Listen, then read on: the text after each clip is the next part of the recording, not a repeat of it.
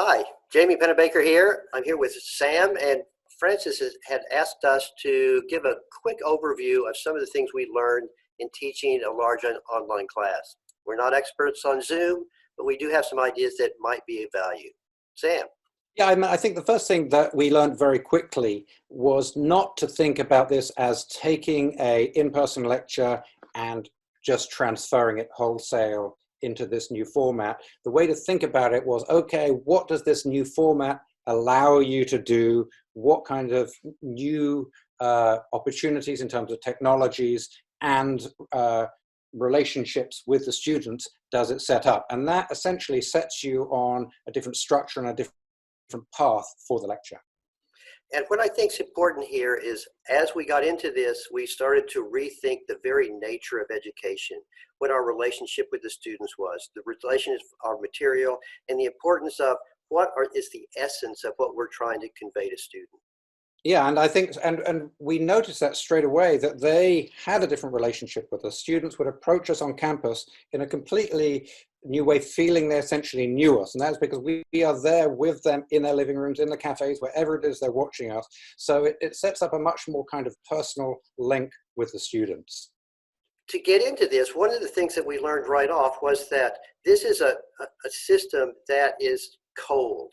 It's like the invention of television, which is people's attention spans are very brief, and it's generally thought of 3 to 5 minutes. In fact, that's what the average amount of time of a YouTube video is.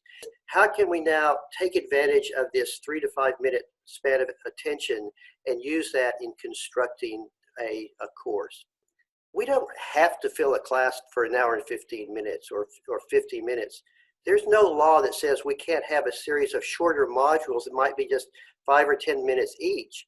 You can break this down into ways to having the students talk in between, or just have it as homework to go and study these things. Right. So I think this new modular way of thinking was, quite a radical change for us, essentially thinking of the lecture in these short segments. And there are a couple of advantages. First of all, the short segments help people stay engaged and pay attention. The second part is it provides you with a lot of flexibility. So moving forward, who knows how long we will be giving these sorts of lectures. You can take little bits and insert them in new lectures, reorganize the order of the lectures, give your module to somebody else. So it allows a lot of flexibility moving forward.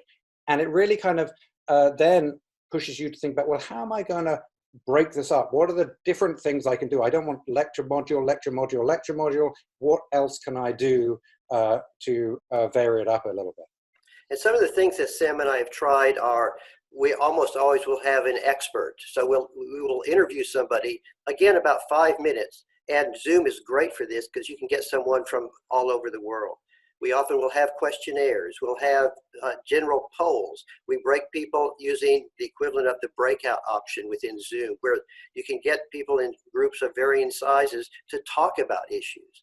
Yeah, and videos are another great thing. You could, use existing YouTube videos or make your own. We did a lot of that, but we'd make our own videos and insert them. So essentially, it's just kind of keeping some variety there just to keep the levels of engagement high.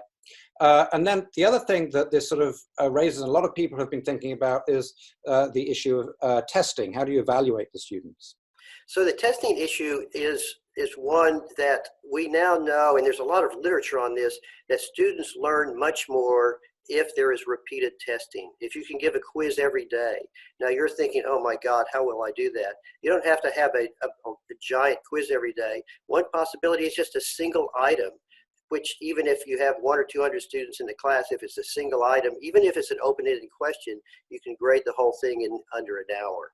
The point is that repeated testing is a smart idea to take advantage of this. Working with LATES or the Faculty Innovation Center, you'll find out ways to do that. Yeah, and well, a good thing about that is if you're using multiple choice questions and worried about cheating and students collaborating, there's various software built into that LATES have developed into the Canvas system that allows you to see if people are working together on these kinds of things.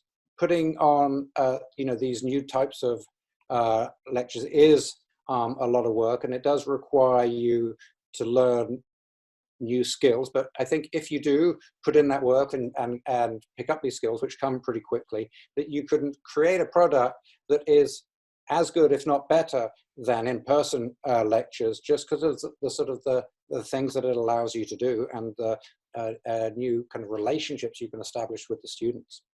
And one thing that we want to close out with is it's a lot of work, but it's also a lot of fun. And one thing to use this opportunity is to experiment, try new things. What works for us might not work for you, and vice versa, but experiment. Absolutely. Anything else? Nope, I think you nailed it, Jamie. I'm Jamie Pennebaker. I'm Sam Gosling. Good luck out there. If you have any questions, don't hesitate to reach out to us. We'll be happy to help you.